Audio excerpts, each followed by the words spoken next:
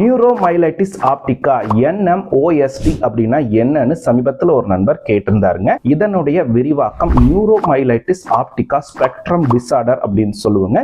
இது ஒரு வகையான தன்னுடல் தாக்கு நோய், ஆட்டோஇம்யூன் வியாதிங்க. இவங்களுக்கு உடல்ல உருவாகக்கூடிய எதிர்ப்பு சக்தி இவங்களுடைய நரம்புகளை சுத்தி இருக்கக்கூடிய மைலின் ஷீத் அப்படின்ற போர்வையை பாதிச்சு நரம்புகளுக்கு பிரச்சனையை உண்டு பண்ணுது. அதிகப்படியா பாதிக்கப்படுறது கண்களுக்கு போகக்கூடிய ஆப்டிக் நரம்பு. அது மட்டும் இல்லாம ஸ்பைனல் கார்டு அப்படின்னு சொல்லக்கூடிய முதுகு தண்டுவட நரம்பு தாங்க. இதனால இவர்களுக்கு பார்வை குறைபாடு ஏற்படும். அது மட்டும் இல்லாம உடல் வலி, உடல் ஃபுல்லாவே மரத்து போகக்கூடிய தன்மை ஏற்பட்டு, அது மட்டும் இல்லாம கடைசியா பேரலைசிஸ் கூட ஏற்படலாங்க.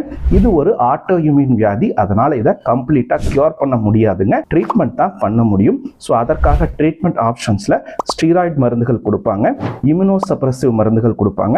இது மட்டும் இல்லாம பிளாஸ்மா எக்ஸ்சேஞ்ச் தெரப்பி உள்ளிட்ட மற்ற சிகிச்சை முறைகளும் இருக்கு.